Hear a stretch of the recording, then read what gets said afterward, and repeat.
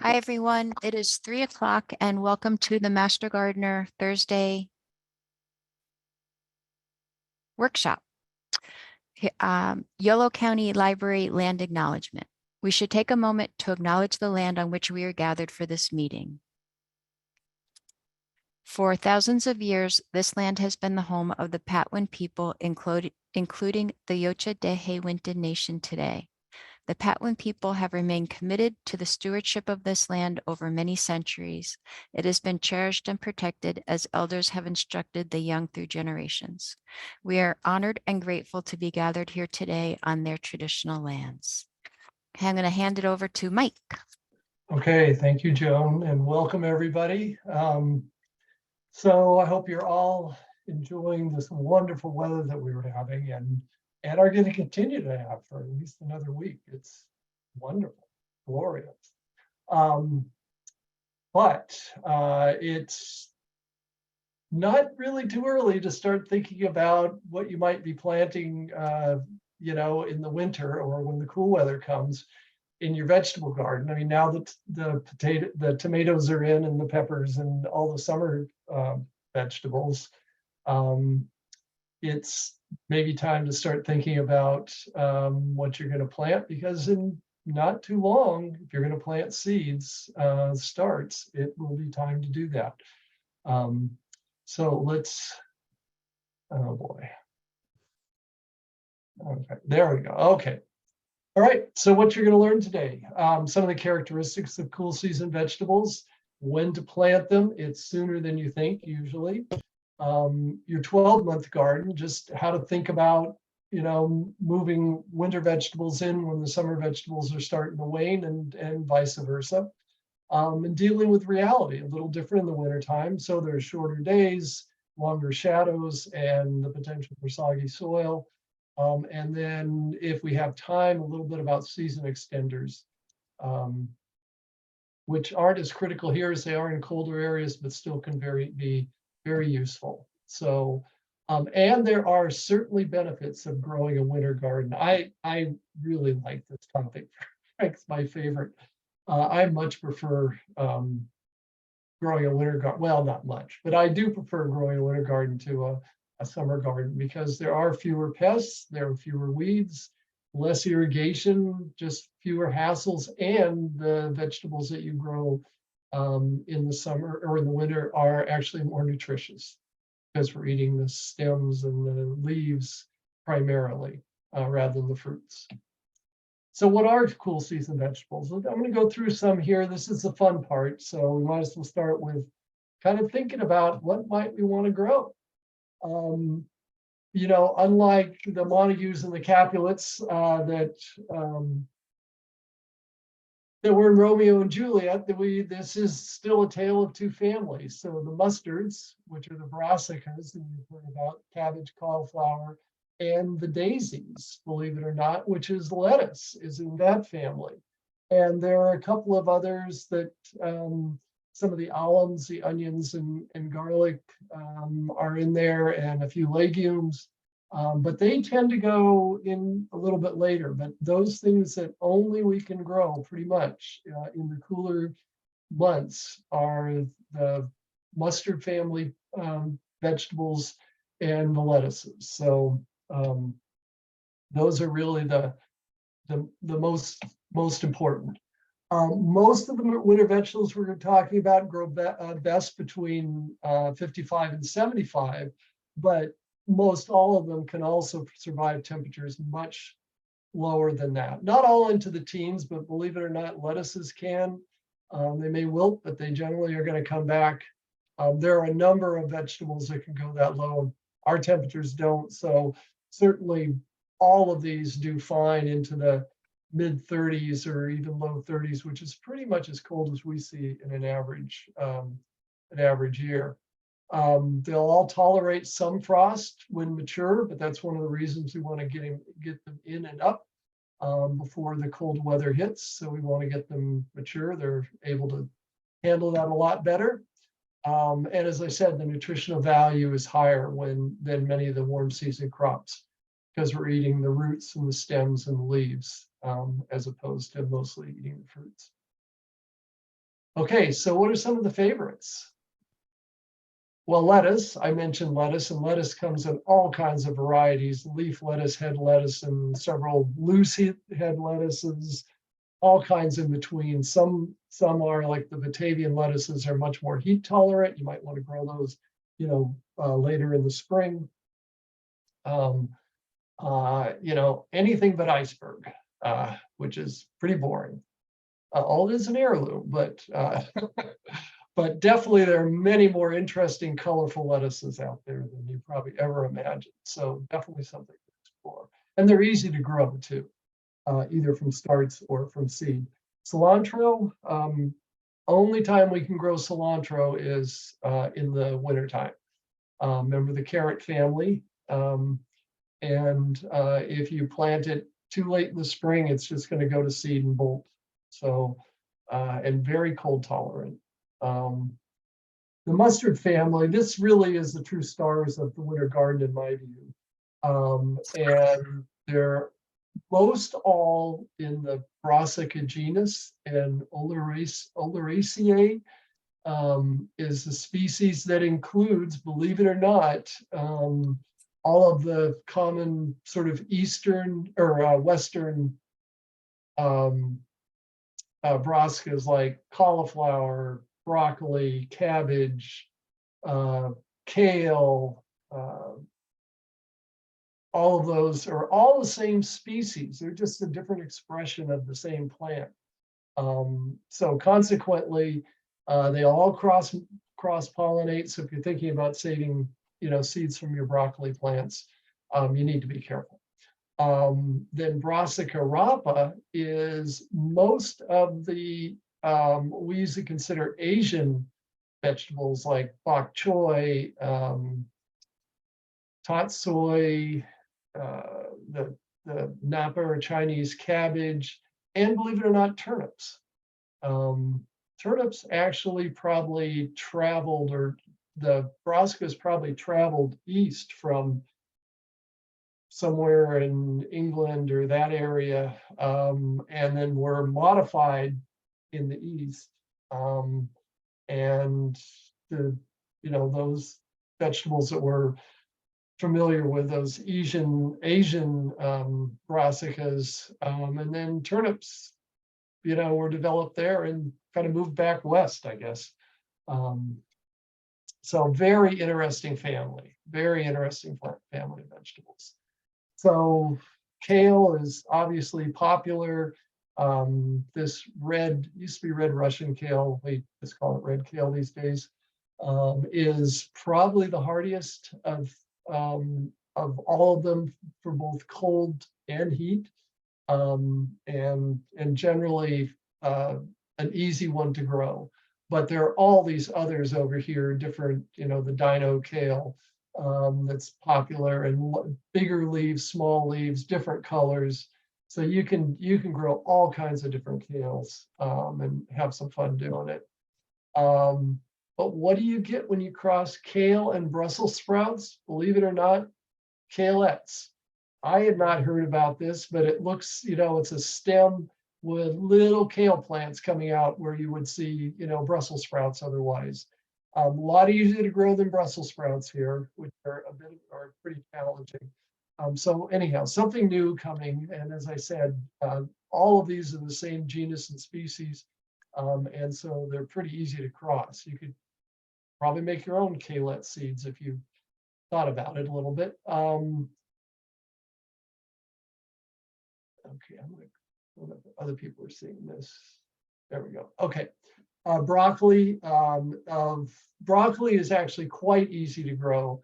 And if you harvest the main head, don't pull the plant out because you get side shoots, and you really get just about as much vegetable from the side shoots as you do from the main head, at least with some of the varieties. And you can eat the leaves if you want as well. So broccoli is very easy to grow and generally pretty successful here. There's another broccoli hybrid, which is broccoli rab, or I've seen it spelled R-A-B or R-A-B-E, who knows.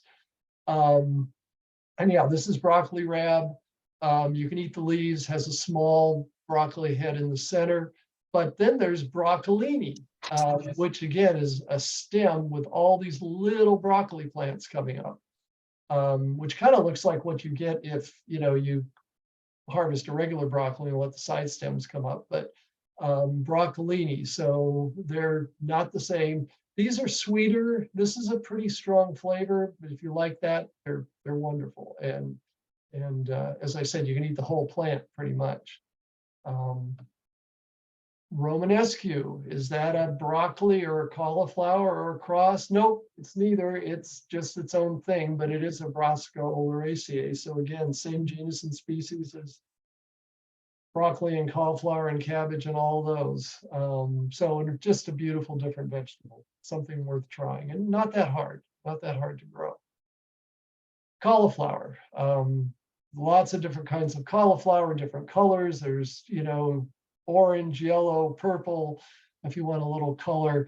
These are probably these are harder to grow than broccoli, a little more cold sensitive, and but you can definitely be successful with cauliflower. You have to get them in earlier generally than broccoli, in my experience anyhow.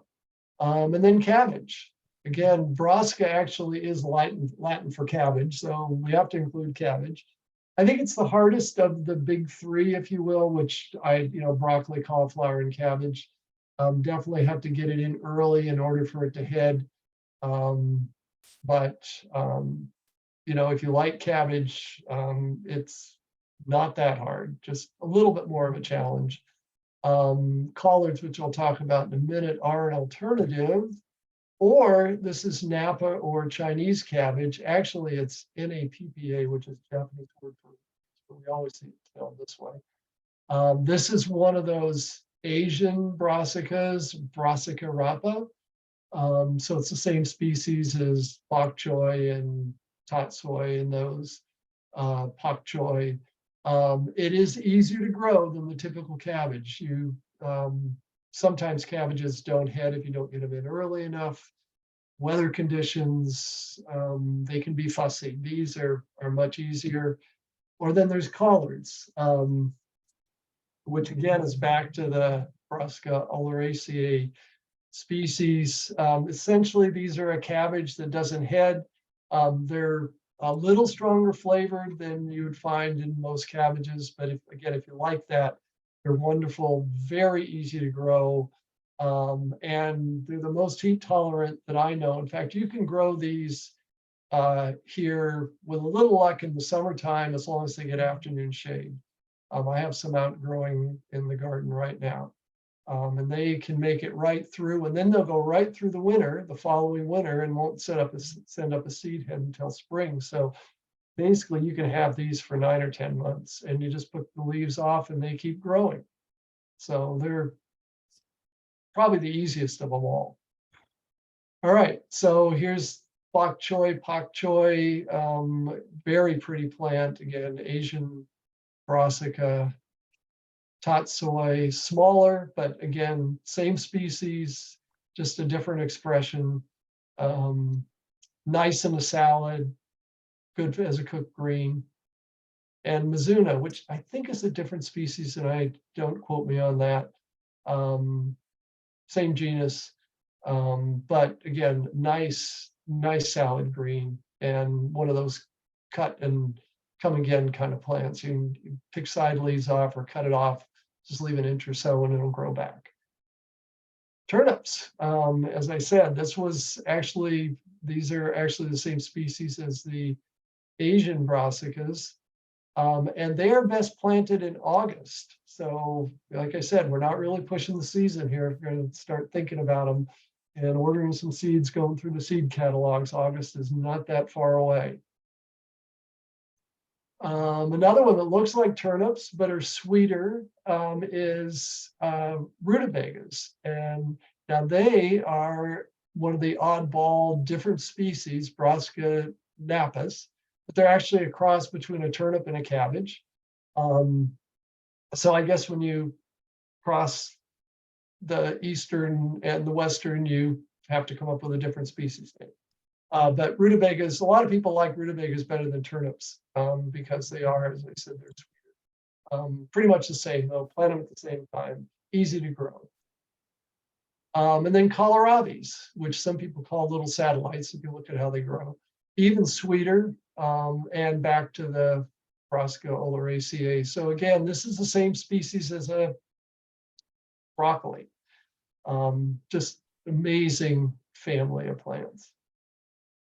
Okay, and then arugula, which is a brassica, but in a different different genus, and so it's same family, Brassicaceae. Say that 3 times. Anyhow, arugula's or rocket is really nice as a salad vegetable. There's some very, very spicy, other varieties are less so. So fun to have around. Watch it though, when it goes to seed, it will reseed everywhere. But definitely a nice addition to a salad if you like to have your salad a little spiced up. Okay, and even some others, but out of the brassicas, so spinach. Spinach is very cold tolerant, but not at all heat tolerant, so we have to grow it in the wintertime.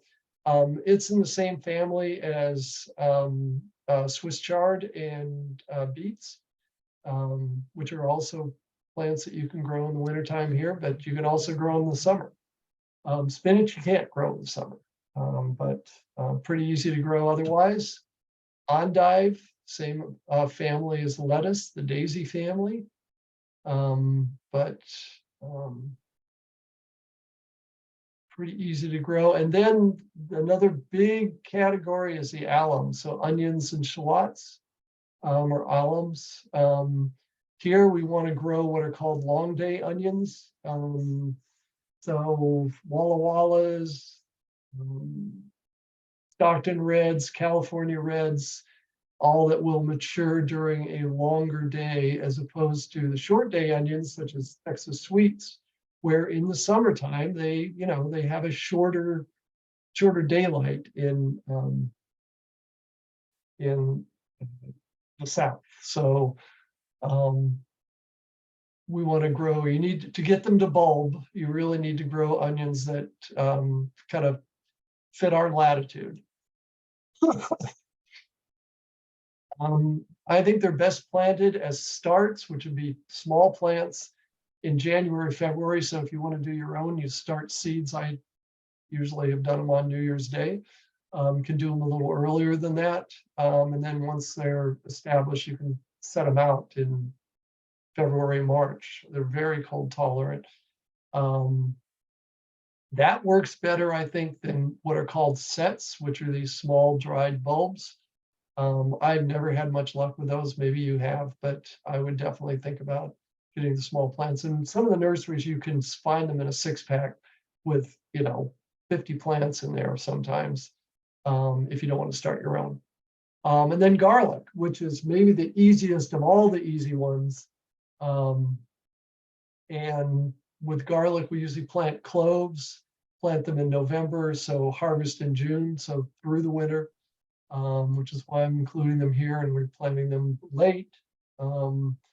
And there are garlic varieties out there that you're never going to find in the stores. Pretty much all we see is California white in the stores, unless you go to a specialty store. But there's hardneck varieties, which tend to be much more flavorful and varied, and then the soft neck varieties like the California white, which is fine garlic, but there are many more interesting ones out there. And here's garlic growing, pretty trouble-free. It's an easy one to grow. And then peas, of course. I'm going to talk in a minute about Dr. Norris's planting guide. He says to plant them in October, November, which certainly works unless we get a hard freeze, and then they may get frozen back a little bit.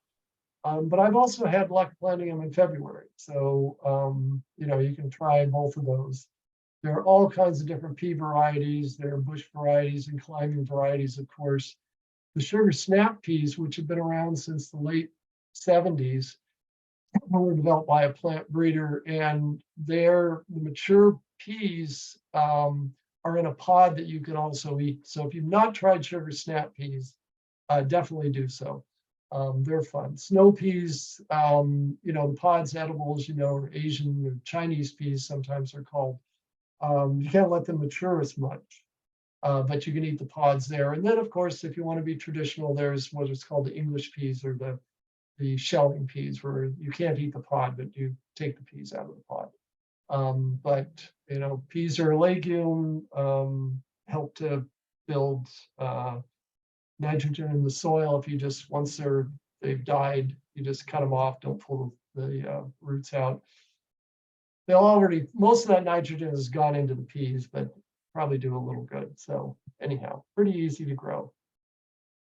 And then also there's some summer holdovers. Now you can plant beets and carrots late, and I'll talk about it, but you can also plant them now.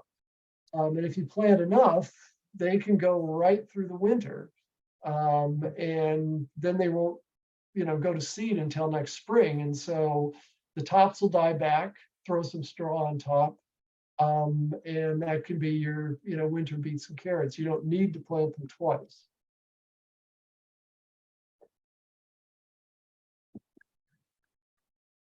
But you can. So if you plant them about 12 weeks before the first frost date, and ours is December 10th, and I don't know if that's been moved because of climate change or not, but that's about what it is. So if you plant them sometime in early September, then what you're going to have on that frost date is baby beets and carrots that have sweetened up because of the frost, and they'll go right through too. They won't be as big probably as the carrots and beets that you plant now, but they are much sweeter. And so that's if you've had baby beets or baby carrots, bought them at the farmer's market or something, that's how they do it. They plant them late. And just let them be young but sweetened up by the frost. So it's another fun thing to do if you've got some room. All right, any questions? You can put questions into chat and Joan will read them if there are any. There are no questions right now. Okay. I forgot to say that in the beginning, but just put questions into chat, and then if we need to talk about it, you can unmute and we will. All right. So why start early with all these winter vegetables? Well, because it is going to get cold. Even in the Central Valley, Sacramento Valley, we do get some cold weather once in a while. So, and even though these plants are cold tolerant, they need to be established before the cold comes, or they probably won't be killed by the cold here, but they're going to stop growing. They're going to slow down anyhow. But if they're more mature, you've got a bigger plant to begin with, and they're going to be able to handle the cold a little better. So Dr. Norris, Robert Norris, is professor emeritus of the plant sciences department. He has a planting guide online. This is just a screenshot, so I can't go through it. But you can just Google, Robert Norris planting guide. We have one on our Master Gardener, the Yolo Master Gardener website. The state website has it as well. So if we look here, you'll see how early we're talking about. The dots here in his guide are when you put seeds in the ground. Here is when you put starts in the ground. The orange dots are the ideal time. The orange triangle is the ideal time. Keep doing that. But you can see if you're going to grow Brussels sprouts, they're saying to start them in June. So we're not that early. End of June. Cabbage, July. Parsnips, July. You can start parsnips now. And again, you wait until the frost hits them. So you don't really need to wait till July. I usually start them in the spring with everything else. But you wait till the frost hits them and then they sweeten up. Cauliflower and broccoli, again, starting seeds in July. So again, take a look at this. And as I said, oftentimes if there's a big mistake that people make in planting a winter garden is they start too late. So lettuce, of course, you can pretty much plant anytime. Lettuce will germinate in soil that's 40 degrees. It's pretty amazing. But it is, some of the varieties are hit pretty hard by the heat once it warms up. So that's why we're, so it's very, very well adapted to winter gardening. As you can see, you can plant it in stages, so that it's going to be maturing in stages. But most lettuces, if it's a leaf lettuce, you can just pull the leaves off, leave the plant, and grow more leaves, or just cut it off. Make sure you leave about an inch above the ground, and it'll start to grow. And some of the head varieties, or the loose head varieties, will do that also. The true head varieties, once you take the head, yeah, some of you'll get some side leaves, but they're not going to produce as much as some of the others. So here's the other thing. So we talked about starting early. You can do a second winter garden, if you will, a cool weather garden, starting in December. So one of the good things about most of these cool weather vegetables is they will germinate in cool soil. So you don't need to worry about the soil warming up the way we do with some of our summer vegetables, because in the fall, when you're planting them, because the soil is going to be warm. But you also don't have to worry about it as much with these vegetables if you're planting in the late winter and even into early spring, because they do tend to germinate in much cooler soil. Sorry, I keep doing that. So if you can see here, so cauliflower and broccoli, you can plant a second crop starting in December. Onions, you can do the same. In fact, that's usually when I plant my onions. I usually don't plant them earlier.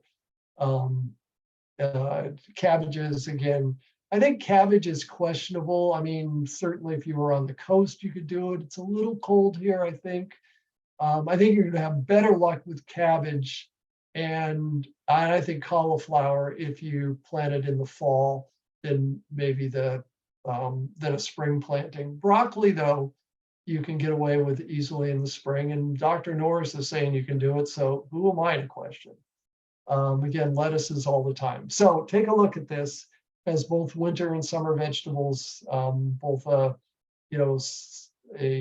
summer fall planting schedule and a winter spring planting schedule. And I think I wrote, but I forgot to mention, Farmer Fred has a Sacramento planting schedule online also. If you just search for Farmer Fred planting schedule, he was a Sacramento radio personality farming. So anyhow, you can take a look, compare. It's not rocket science. One of the important things here, though, is to think about your 12-month garden, because you're going to have some summer vegetables like this squash, and as you can see, but you're going to be putting winter vegetables in, at least if you do it by these planting guides, at the same time that some of your summer vegetables are still going to be producing. So what do you do? It's a nice dilemma to have in some respects, but it does take some planning. So there are a couple of things you can do, but think about it as a 12-month garden. And the same thing happens in the spring. Some of your winter vegetables, especially if you planted them in December or in January for a spring crop, are still going to be producing at the time you're going to be wanting to put your summer vegetables in. So those transition periods really can be a bit of a challenge. There are a couple of things you can do. One is you can make more garden beds, and that's always a good answer and a good thing to do. So if you have more garden beds, you can leave some fallow or with cover crops. I'll talk about that.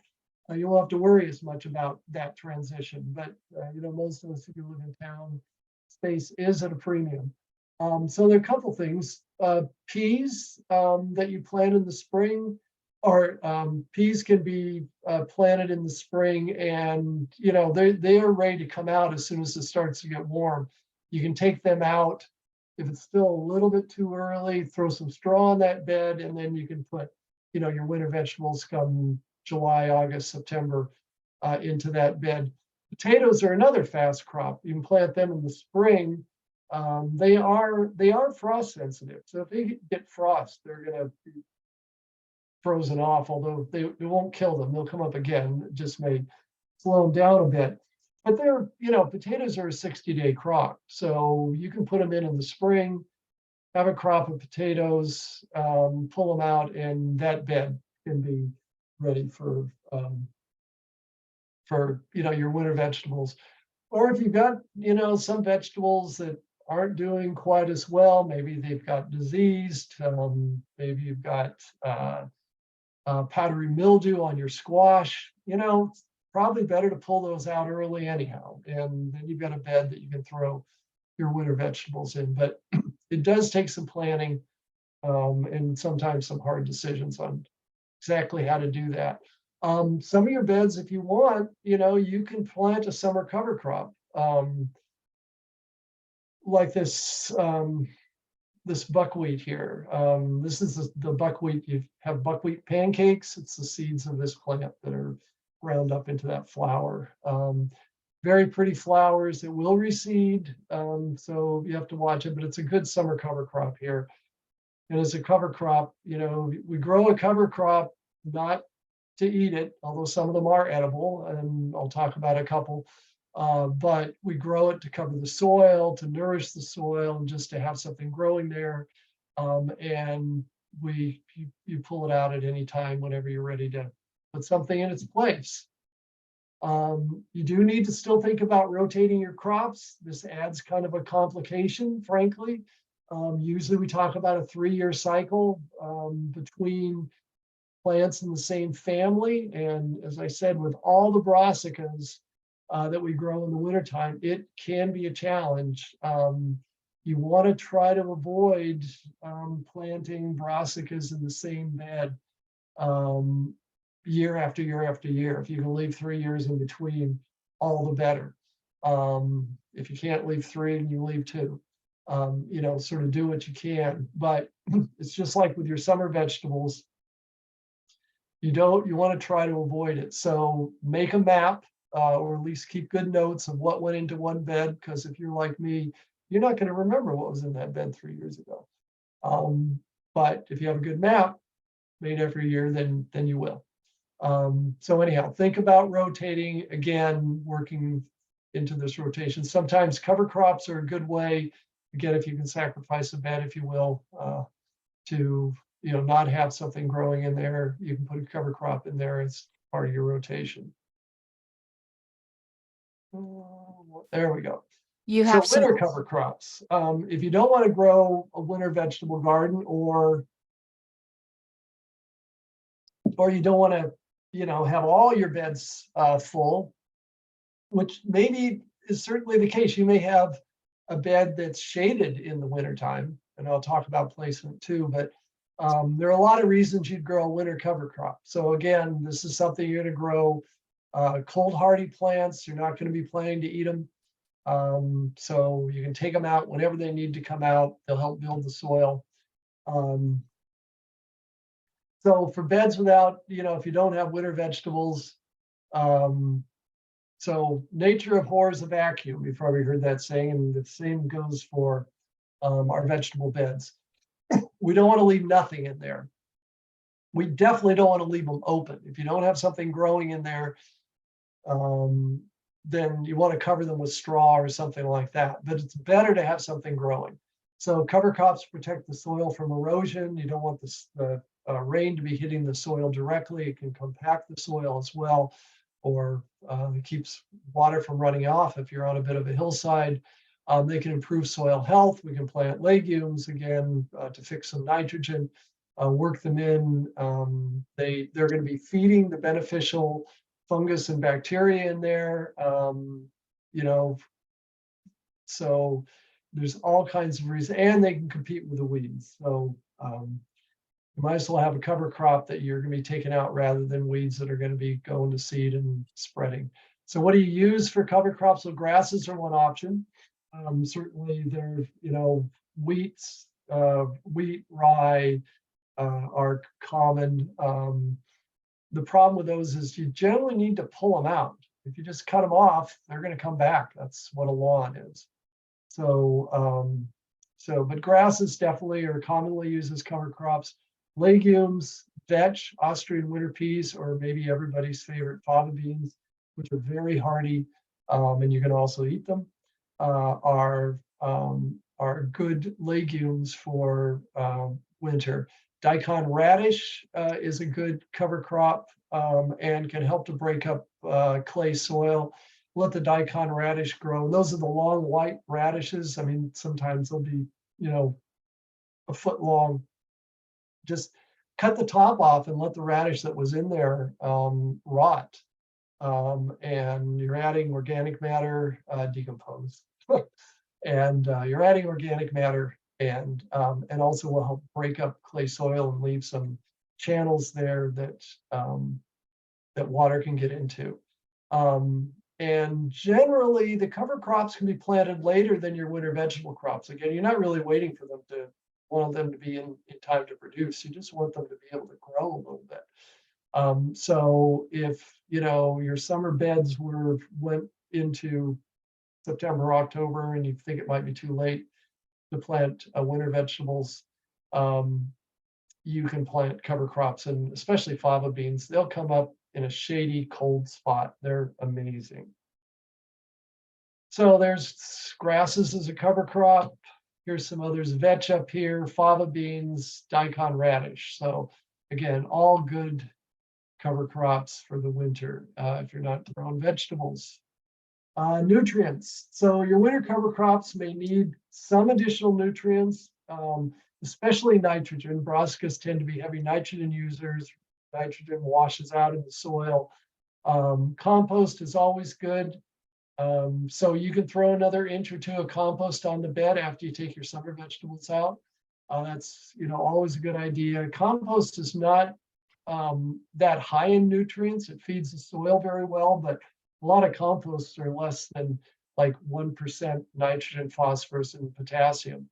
So you may also then still need to feed.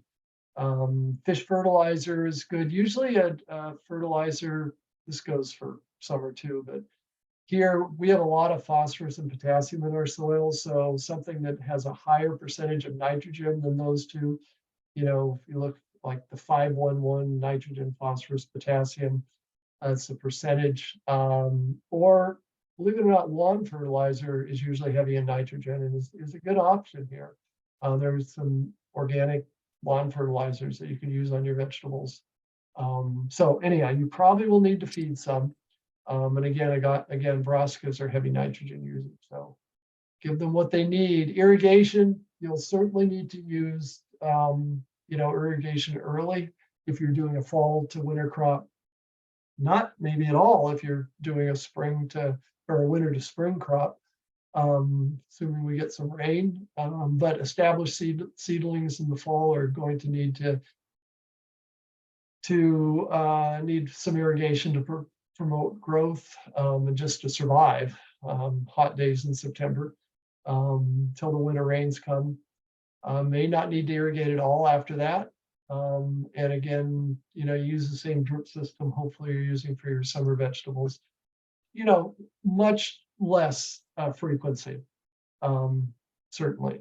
You won't have to irrigate as much or as long, but you have to be prepared to do it some. Okay, any questions? Yes. Okay. Which winter vegetable grows well together? I don't know that I don't know if there are any that don't grow well together. It's probably look at it that way. You can mix or match pretty much everything. I mean, you won't want to put a small lettuce in a place where it's going to get shaded by a big cauliflower. Cauliflowers can get really big, but with those kind of obvious considerations, I don't think, as far as I know, there's really no limitations. Paint the palette with all the colors, I think they all do pretty well together. Okay. My winter garden crop gets terrible aphid infestations, much worse than in my summer garden. Any reason for this? What can I do to control the infestations other than spray with water? Well, okay, so probably you're talking about brassicas and the green cabbage aphid, or maybe fava beans get the black bean aphids. Usually the aphids aren't as bad once it gets cold. Maybe you have, aphids wearing little fur coats, I don't know. But spraying them with water, you could go up to, one of the insecticidal soaps if necessary.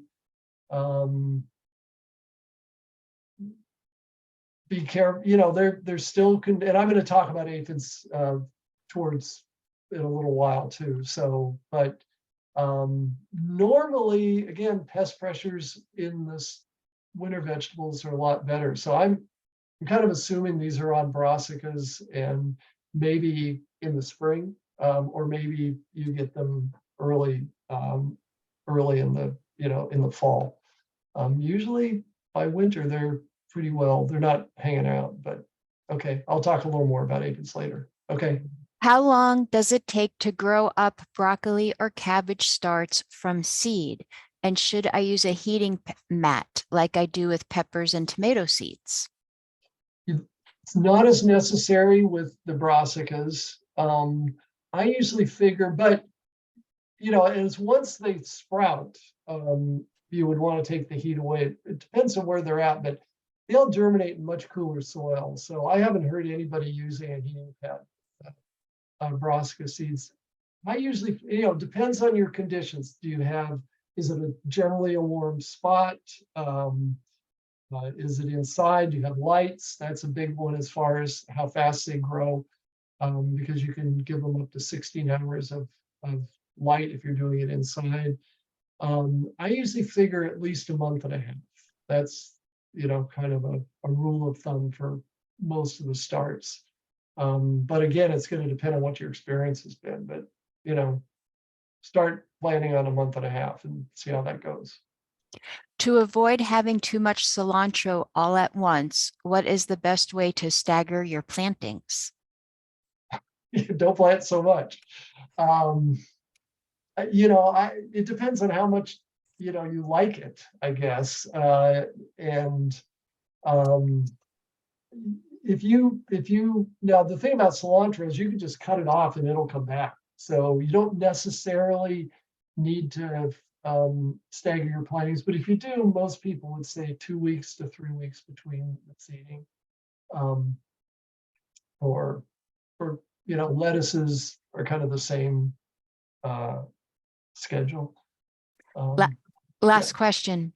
Can you eat the dakin radish or tops? Can you eat the dakin radishes or tops? Can you eat the tops? Yes, you can actually. Depends on, they're pretty spicy, but most of these, most of the brassicas, I mean, you can eat the leaves of cauliflower, even though if you buy them in the store, the leaves have been thrown away. You could, I mean, it's cabbage. I mean, it may be stronger than most flavor than most cabbages, but in the daikon radishes, they're, it's, I think they're in the same genus as arugula, actually. Don't quote me on that, but they're not, I don't know if they're a brassica.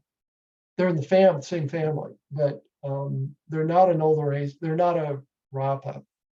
They're something else. But back to the question, the leaves are perfectly edible. They're spicy. And the last question is, does garlic keep cats out of the garden? I wouldn't count on that. And that's it. Yeah. Okay. Most of those, I mean, a cat can walk around a garlic plant just fine. So, they're pretty smart. So I don't think garlic, you mean if you sprayed it? I don't know. I honestly don't know. I suppose you could grind it up in the blender and spray it. And would cats find that distasteful enough to not be in the garden? I don't know. And there are a lot of, sort of pest sprays that you can find on the internet that frankly don't work. So, okay. That's it. Okay. Dealing with reality. There are certainly some. So winter gardening can be a gamble. It is going to be colder. The sun's going to be up less. It's going to be wetter. We can have a really wet year, or you can have a dry year, both of which you have to learn to deal with one way or another. So choosing the site for your winter garden is important. It may not be the same as, the site for your summer garden. This would be shaded because of the lower winter sun. Maybe you want to put your winter vegetable garden out here where it says lawn. Good thing to take out. And I have most of my winter vegetables I grow in my front yard because it's south facing. I have a couple of beds in the back that aren't shaded, and I can grow, winter vegetables there too. But anyhow, so choosing the site is important, and probably, if anything, more important than it is for your summer garden, just because of those things, particularly the light. There's less of it. We got to take advantage of what we can find. If you can, it's a good idea to have your winter garden close to the kitchen door or the back door or a door, because it is possible you're going to be out there picking a salad after dark, much more likely than what you're going to be picking in the summertime. Or it could be raining, or it could just be cold, or whatever. But anyhow, I think if it's too far away from the house, chances are you may not get out there as often as you could. So another placement consideration, and those two may be mutually exclusive. It could be you do need to put a little farther away to get the best sun exposure, in which case that's what you do. But think about going out after dark. Okay, so be aware again, there's low winter sun, and shadows are going to be longer. Some areas are just going to be in almost total shade during the winter time. And even though these vegetables most of them will do fine with 6 hours of sun. They get more, they're going to like it better. They don't want the heat, but they're plants. They want the sun. But 6 hours is still the minimum for most of them. Now there's some, like, again, if you start Swiss chard now and you don't take the plants out, just pull the leaves, those will go right into the winter.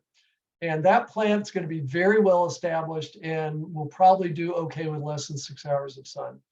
But if it's, a broccoli plant that you put in September or August, it gets shaded, it's not going to do well. Again, 6 hours is kind of the minimum rule of thumb.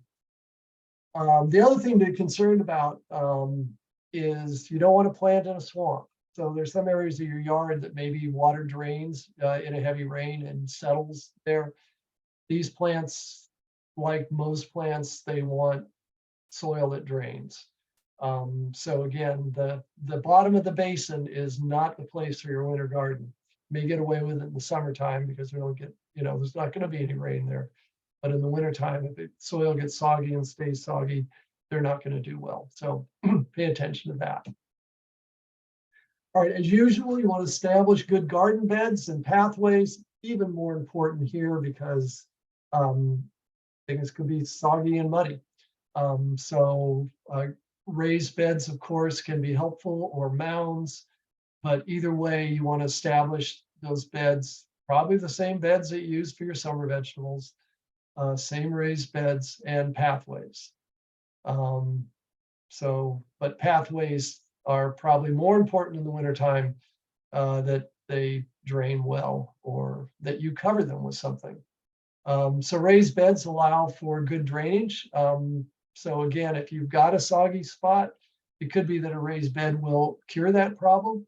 But then you want to mulch your pathways. Even if you don't tend to do it in the summertime, you definitely want to do it in the wintertime, so that the pathways are not muddy. And straw is a really convenient thing. You can use wood chips as here, but straw, you can throw it down, and probably by next summer you can use that straw to mulch your beds, your summer vegetables. It'll still be there. Again, permanent mulch pathways But you want to mulch your pathways, but unlike the advice for summer gardens, which is to mulch your beds to hold in moisture and keep the soil cooler, we want to leave the soil open in the winter garden so that it collects heat, so that it warms up. So this dark soil will warm up. And we'll talk about the covers in a little while. But again, you don't want to mulch your vegetables.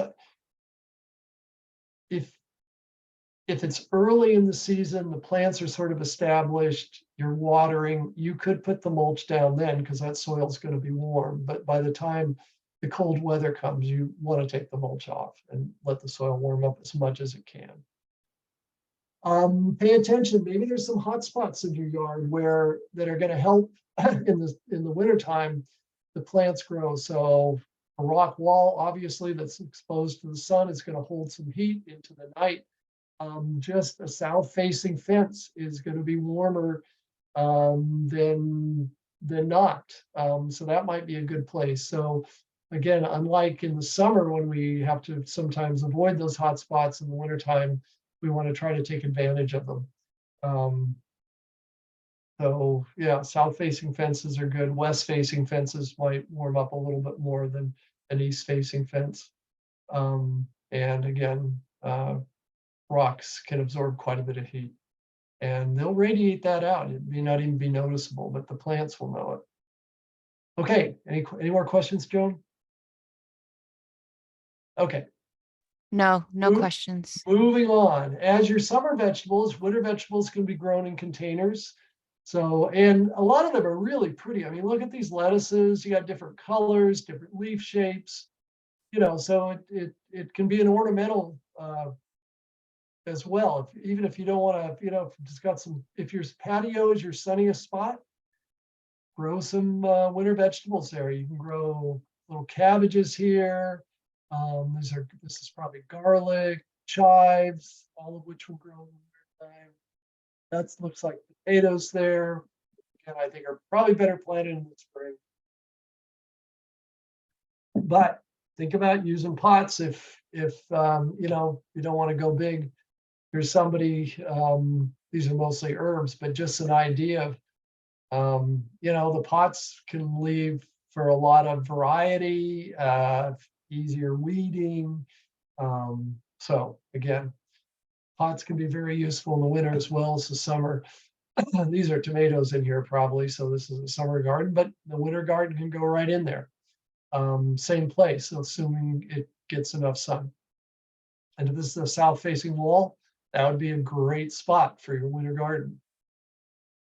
I just thought this was an interesting idea. I mean, you can build this little frame. These are 5-gallon buckets, you know, which you don't have to buy. They're available. Almost any deli puts 5-gallon buckets out in the garbage every day, or any number of places. You know, I don't know how to use a paint can, but you know, you could clean. You could clean it out fine. But anyhow, so I thought this was kind of an interesting idea for summer or winter, just to make a big planting area that can go on your patio, and there you go.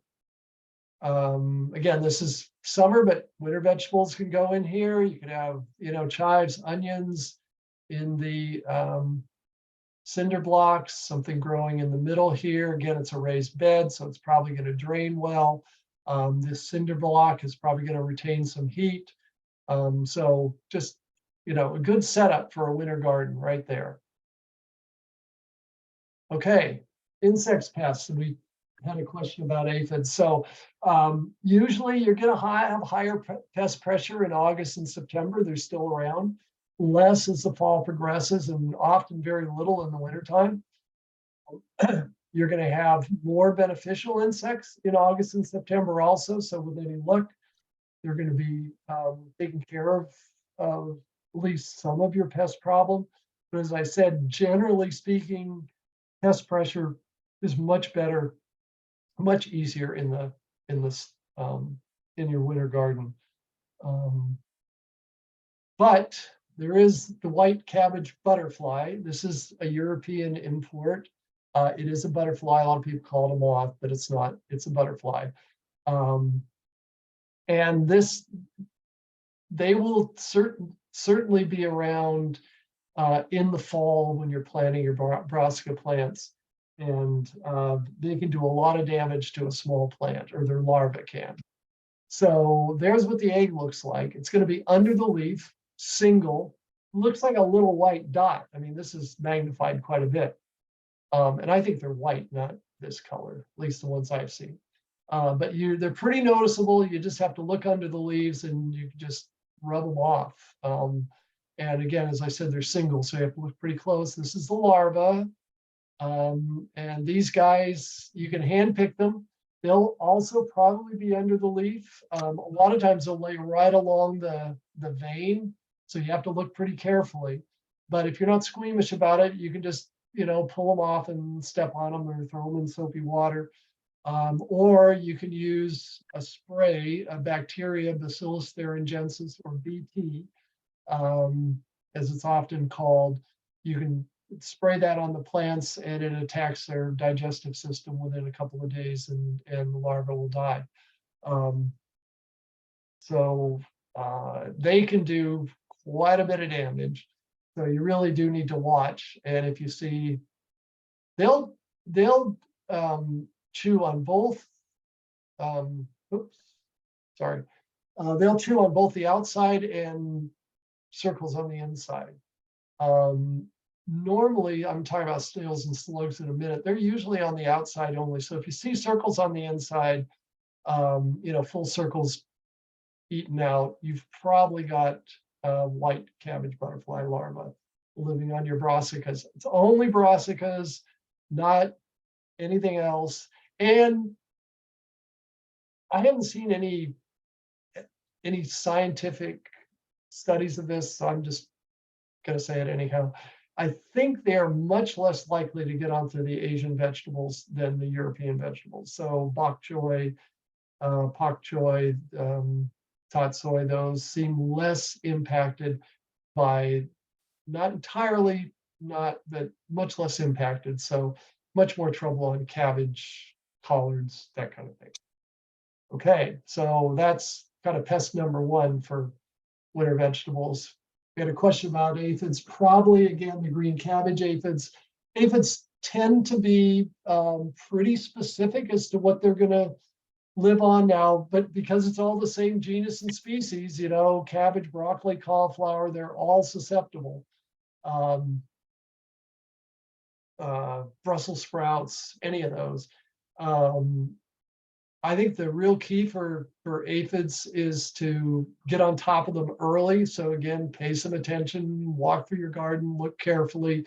You see one aphid, there's probably 1,000, but maybe they're going to be coming. I think in this species, the females are born pregnant. So in like 2 weeks, they've got little aphid babies of their own. So they can really add a lot. A lot of times they are worst when on the flower stalks than they are on the leaves, although definitely they'll get on young leaves. So spray them off with water. You're probably not going to have any ladybugs or any beneficials helping you. Again, once it really turns cold, their numbers tend to drop. May not be quickly, but tend to drop. And if you have really a big problem with them, you can get an insecticidal soap. That's usually neem oil will also suffocate them. That's usually as bad as you need, or tough, strong as you need to go for aphids. It's just mainly a matter of staying on top of them. And you spray them off once and there's going to be eggs there and they're going to be back in a couple of weeks. So you just time after time. Snails and slugs, they definitely like colder, wet weather. So hand picking and traps, newspaper traps, that kind of thing can be helpful with them. The iron phosphate baits, There are a number of them out there. It started out as Sluggo, but now there are a number of different ones. It can be effective now. A couple of rains though on the iron phosphate and it's melted into the soil. So you not need to kind of watch that. And they'll, you can get out. They're usually out at night, even in the winter. And you can get out and hand pick them if you want to. But again, you just got to watch them. And as with most things, seedlings are most susceptible. Once the plants get big and mature, they can handle some pest pressure and you don't have to get too excited about it. But when they're young, they can, mow down a whole row of seedlings. So got to stay on top of them. Okay, any questions about that? Nope. Okay. No Well, questions. moving along. All right. So season extenders. Now we have a very benign climate. I used to live up in the foothills, and there to grow a winter garden, we needed to put them under covers. Here you really don't, although we certainly could have a cold winter. You maybe need to be prepared. And it can increase growth too. So if you got them in late, you maybe can catch up a little bit by putting them under covers, because what will happen is the soil will warm up, and then at night that warmth, that retained heat, is going to radiate out. These covers will help to bounce some of that back down. They'll stay a little warmer underneath for a while. They'll be just as cold come, morning, but they're going to moderate the drop in temperature. And the other thing they do is keep frost off the plants. So again, these plants can handle certainly a light frost, most of anything we get here. But if you have a heavy frost and it's colder, then that can do some damage. So on the other hand, what you often are going to have to do, because you're going to be starting again a lot of these plants in August, September. I usually figure September, middle of September is like the sweet spot, although as you saw, Dr. Norris was recommending putting some things in even before that. You get much after September 15th and you're sort of pushing it. Well, it's going to still be hot. So it could be that the most common season extender you need is something like this shade cloth that's going to keep things a little cooler under there, or at least keep the direct sun off of your seedlings. So this is 50% shade cloth, lets 50% of the sun in, or the light in, which is enough.